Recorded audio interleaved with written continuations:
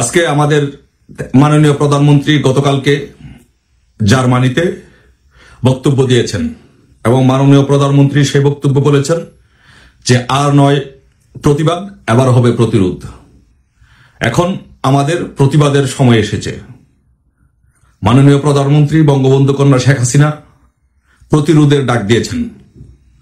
তাই আমি বলবো সারা বাংলাদেশের আমাদের তৃণমূলের সকল নেতৃবৃন্দদেরকে বলবো, বাংলাদেশ আওয়ামী লীগ, যুবলীগ, কৃষক লীগ, স্বেচ্ছাসেবক লীগ, শ্রমিক লীগ, মহিলা লীগ, যুব মহিলা লীগ সহ ছাত্র জনতা আপামার বঙ্গবন্ধুর যত সৈনিকদের কাছে সবাইকে আহ্বান করব যে আপনারা সবাই প্রস্তুতি নিন, সবাই প্রতিরোধ গড়ে তুলুন।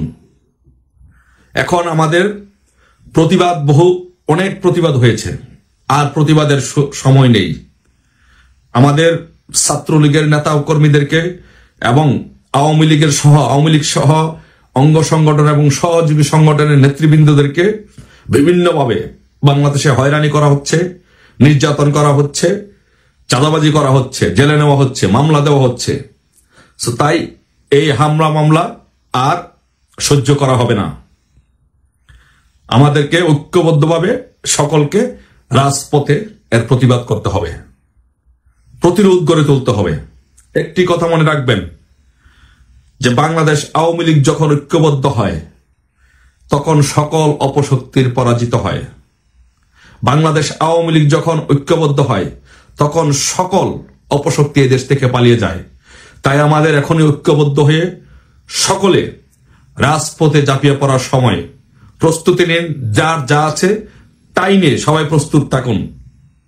মাননীয় প্রধানমন্ত্রী বঙ্গবন্ধু কন্যা যখনই ডাক দিবে তখনই আমাদেরকে ঐক্যবদ্ধভাবে এই পরাজিত শক্তিকে, ৭১-এর পরাজিত শক্তিদের, হায়নাদেরকে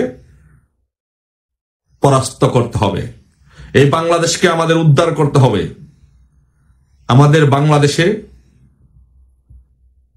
এক সুৎখুর মহাজন এনুস ৭১-এর পরাজিত শক্তিদেরকে নিয়ে আমাদের উপরে জগদ্দল পাথরের মতো চেপে বসেছে। তাই আমাদের বাংলাদেশকে আমাদের রক্ষা করতে হবে। মনে রাখবেন একটি কথা আমি বারবার বলি, যে সবাই যখন ঐক্যবদ্ধভাবে মরতে যাব তখন সবাই বেঁচে যাব, আর যখন একজন একজন করে বাঁচতে চাব তখন কেউ বাঁচবো না, সবাই মরবো। তাই আমাদেরকে সবাইকে ঐক্যবদ্ধভাবে মরার জন্য প্রস্তুতি নিতে হবে। এই আধার কেটে যাবে ইনশাল্লাহ। ৭৫-এ বলেন, ৭১-এ বলেন, ৯০-এ বলেন, 111-এ বলেন, কখনই আওয়ামী লীগকে দাবিয়ে রাখতে পারে নাই। আওয়ামী লীগের বিরুদ্ধে বহু ষড়যন্ত্র হয়েছে, নেত্রীর বিরুদ্ধে বহু ষড়যন্ত্র হয়েছে, কেউ আমাদেরকে পরাস্ত করে রাখতে পারে নাই।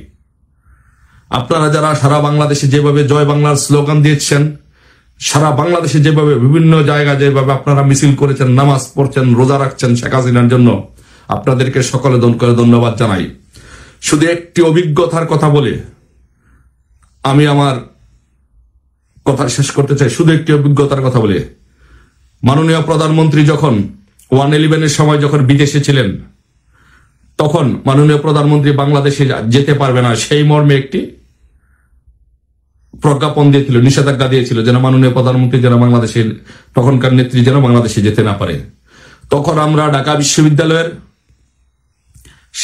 ৮ জন বা ৯ জন, আমার এক্স্যাক্টলি নাম্বার নেই, এই ৯ জনের প্রথম শাহবাগের ফুলের দোকানের সামনে থেকে আমরা মিছিল নিয়ে, সেনাবাহিনী ছিল, পুলিশ ছিল, সবকিছুকে উপেক্ষা করে আমরা ৮ থেকে ৯ জন মানুষ প্রথম মিছিল বের করে নেত্রীর প্রতিবাদ করেছিলাম।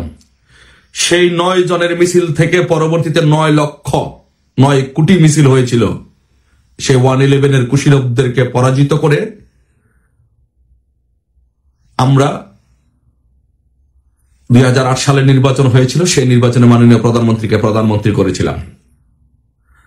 তাই আজকেও আপনারা যারা অল্প সংখ্যায় ছোট ছোট করে মিছিল করেছেন, সবাইকে অসংখ্য ধন্যবাদ জানাচ্ছি এবং কৃতজ্ঞতা প্রকাশ করছি।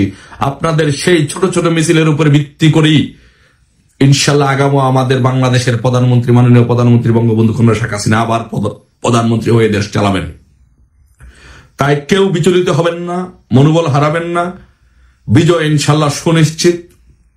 অতীতের অভিজ্ঞতা থেকে বলছি, 111-এ আমাদের উপর যে কিরকম পরিমাণ অত্যাচার নির্যাতন বা কিরকম পরিমাণ আমরা কোণঠাসা হয়ে গিয়েছিলাম, তারপরে 111 আবার সংস্কারপন্থী একটি গ্রুপও ছিল।